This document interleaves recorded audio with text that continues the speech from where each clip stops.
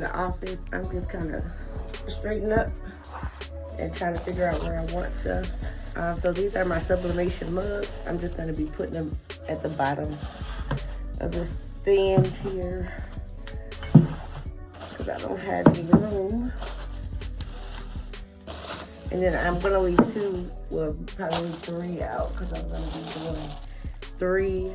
All right, so I'm going to be printing out these 3 images. Hopefully it print because my printer is not connected for some reason, I don't know. But these are my images. Okay, so I'm getting stressed out.